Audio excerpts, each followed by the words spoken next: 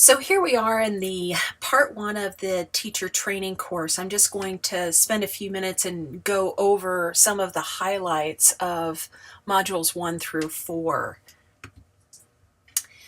This is how I've conceptualized the organization of the course, roughly breaking the course into 3 parts. So this first video is going to go over part 1, identifying best practices and habits.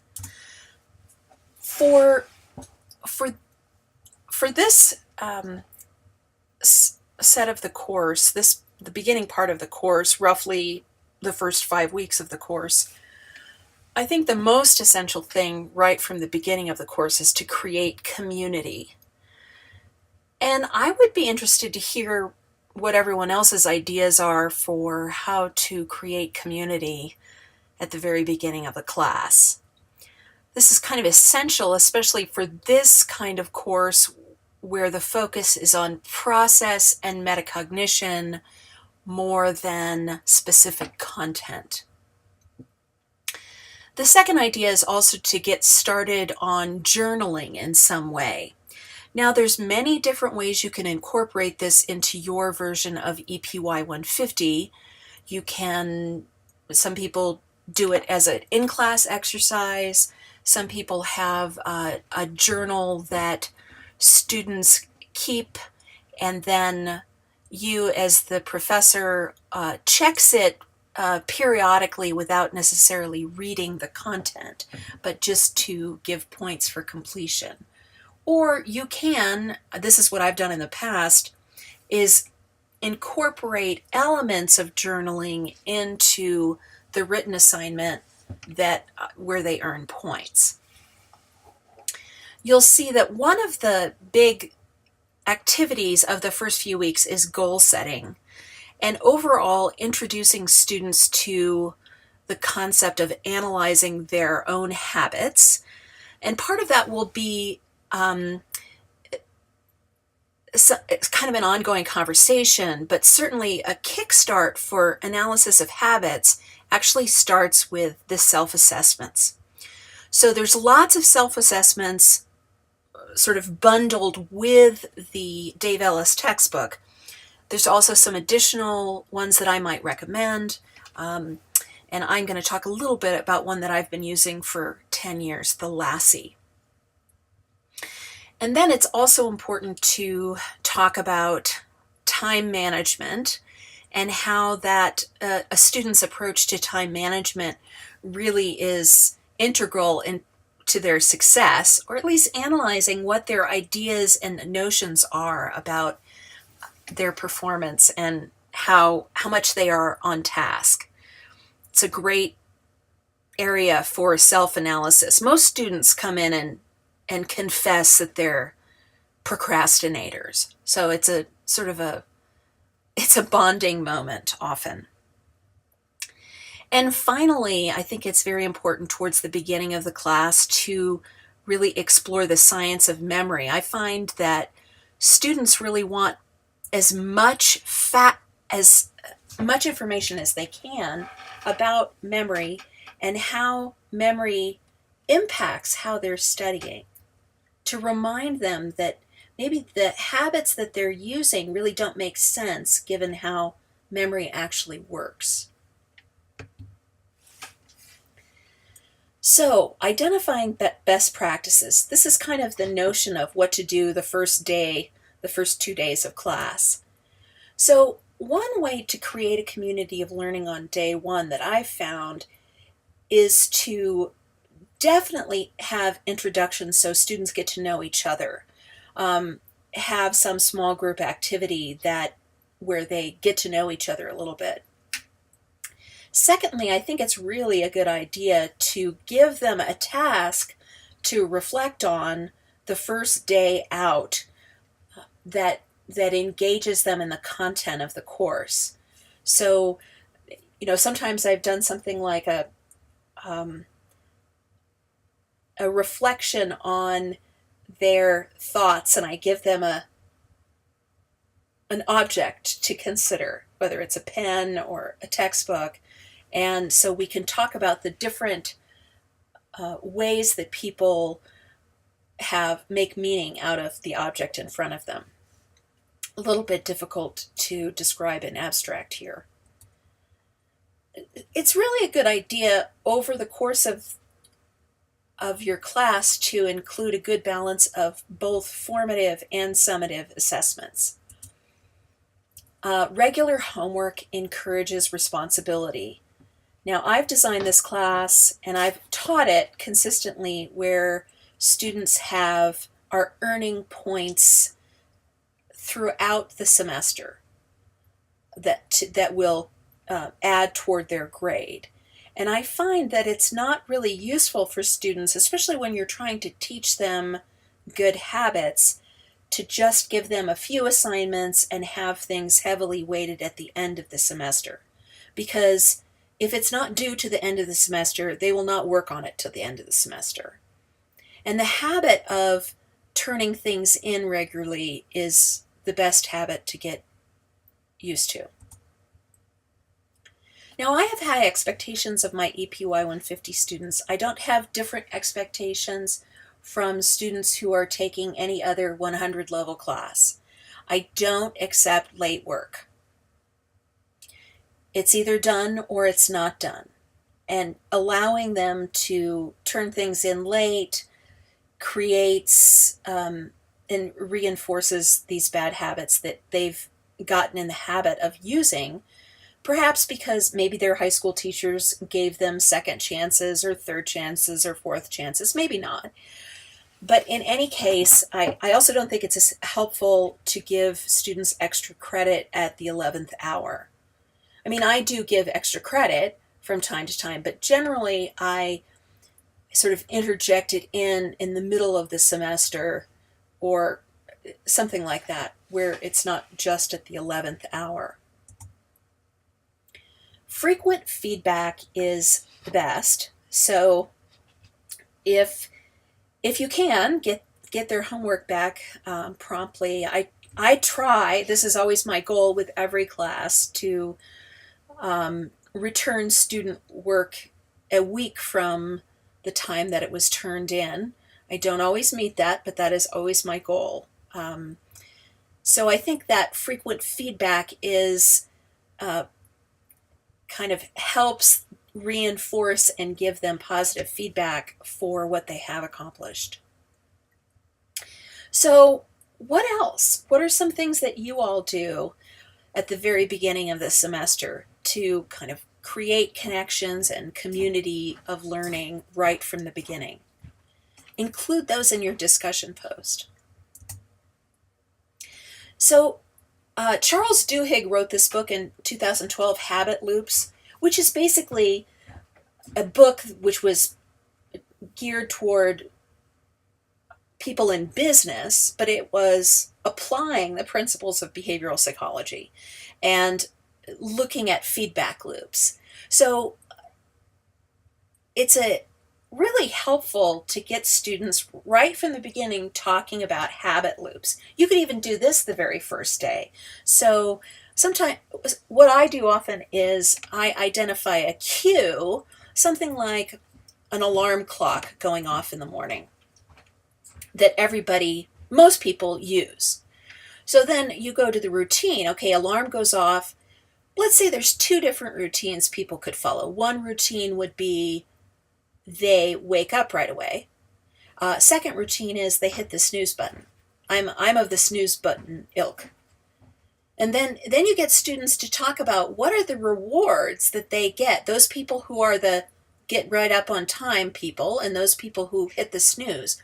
What are their rewards? So it gets them thinking about how this common everyday occurrence can be explained using the concept of habit loops.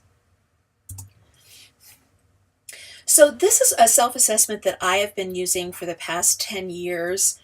It was introduced at the University of Texas. I won't go on and on about all of the ins and outs of the scale. I do have a link for it in the training module. So feel free to take the LASSI yourself, the online LASSI, and see what your results are. That would be kind of an interesting point. How do you rate because I think that gives you a better idea of what the scales are measuring. It turns out that motivation is the #1 predictor of success. Success meaning successful completion of the class. And the second most important scale is STA, use of support techniques and materials. Now, motivation, I think, is a great topic to discuss with students. And I find when students refer to motivation, generally they say, well, if I'm motivated, I must be in the mood. And I like to say, are you ever going to be in the mood to do your homework? I don't think so. So let's talk about motivation not as being in the mood, but as a willingness to work hard, to set goals, to make a plan, to get things done, to persist. And then the use of support techniques and materials really is all about learning how to ask for help. So this kind of leads into 2 activities that I do right at the beginning of the semester. So goal setting. There's been lots of different things, but I think that SMART goals, creating SMART goals is really a very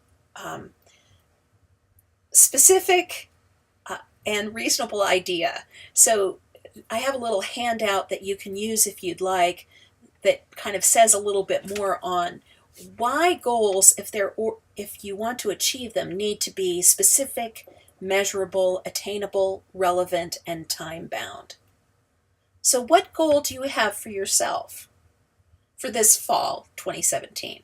That could be a way for you to think about how to write it and how to teach writing it. So to me, the procrastination is a problem, and basic delusional behavior is a problem. But it seems to me that students and teachers and adults and professionals have a problem asking for help. I've met a few people, enlightened individuals out there who seem to be able to ask for help. I'm certainly not one of them. It's what I scored lowest on in this inventory. So I often put up this picture from Roy Lichtenstein because I think it's sort of depicts the drama of a student not wanting to ask for help. But that is, in all of our classes, all of the classes that we teach, the biggest challenge is getting students to ask questions, to lower their effective barriers that keep them from asking questions. So whatever ideas you have for encouraging question-seeking behavior, please add it to the list. So the Dave Ellis textbook is undergirded by a learning theory that was created by David Kolb in the 1980s. And I have several additional videos on this learning styles inventory embedded in Student Learning Module 2. So make sure to look at those. I'm not going to go through it now, but it would be helpful for you, if you have the textbook, to do this yourself, do the inventory yourself. If you do not have a textbook because you're not actually teaching the course this semester, you're just trying to pick up some tips for student success, etc., let me know and I can send you a copy of that. So one of the activities when we're talking about time management that I find really useful is to have a group discussion where we talk about how we're using our time. And it's something of a math problem. So we start out with how many hours there are in a week, 168, and then we kind of discuss what the answers are for these questions to see how much time is left at the end of the week. It's very fruitful and enlightening because it engages everyone. Dave Ellis' textbook has lots of great ideas about how to be more in the now and how to avoid procrastination. but I like to bring in a few additional resources. Bruce Tuckman is an educational psychologist from Ohio who has done a lot of research on procrastination. And this is how he describes the procrastination cycle. So here's another opportunity for to have a discussion with students in class about difficult situations they may be facing and what kind of self-beliefs, self-cognitions come up when they're facing those situations. And then for them to analyze what kind of feelings come up for them, which then leads to the avoidant behavior pattern of procrastination. So this is something you could talk about in class, you could have them journal about, but I find it's really helpful to talk about analyzing the difference between the situation, a thought, a feeling, and a behavior. So another educational psychologist, Linda Sapadin, talks about 6 styles of procrastination, and she calls them the perfectionist, the dreamer, the worrier, the crisis maker, the defier, or the pleaser. So the pleaser is kind of someone who is always saying yes. They can't say no to anyone, so they're kind of always overcommitting themselves. The defier is someone who doesn't like to follow rules, so if they're asked to do something, they're likely to procrastinate. The crisis maker is sort of the person who's addicted to drama, kind of an adrenaline junkie. You know, everything has to be a catastrophe, so things rarely get done on time. The worrier is someone who's just very anxious about rules and how things are going to get done. The dreamer is someone who has big, lofty ideas but doesn't know how to accomplish them.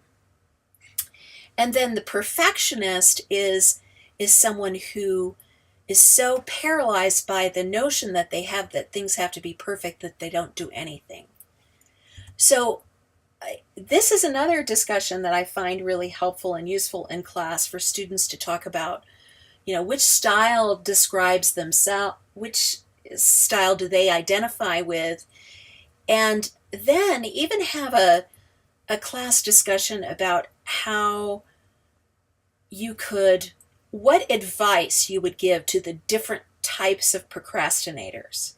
Because maybe the defier needs a different piece of advice than the perfectionist or the worrier. So there's another way to tackle or approach exploring procrastination.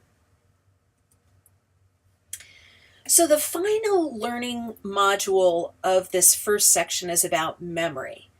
Now, I like how Dave Ellis approaches it, but I don't think he has enough meat and facts in this chapter. So I would say that you need to supplement Dave Ellis on the memory chapter.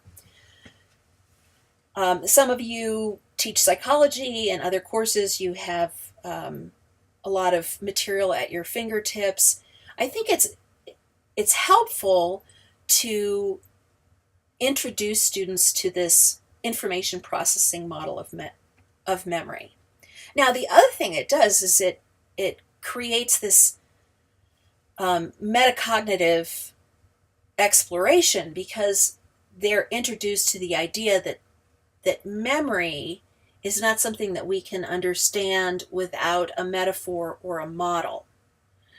So that's something that I like to do in class. Like, how is this model something that helps us understand how memory works? So rather than thinking about specific parts of the brain being related to these different parts of the model, to talk about how this helps us understand how memory works, and that attention is very important.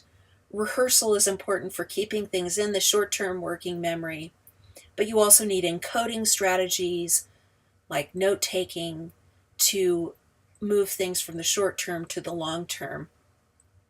And then you need to create habits where you practice retrieving or reviewing within 24 hours in order to really learn something. So I find this is an effective model or metaphor to help students understand how their memory works. The second thing that I bring in generally is a summary of a book by Daniel Schacter, who's a Harvard University psychology professor who's an expert in the study of memory. And he breaks up the study of memory into how we can learn the most about how our memory works by looking at the problems of memory. So he talks about the 7 sins of memory as being transience, memory lapses over time, absent-mindedness, blocking, misattribution, suggestibility, bias, and persistence. And this is a list of 7, which is also, then you can start talking about how you can use mnemonic devices to help students remember, especially lists of 7. But in my experience, students are hungry for factual information, and so this is another idea for you to use.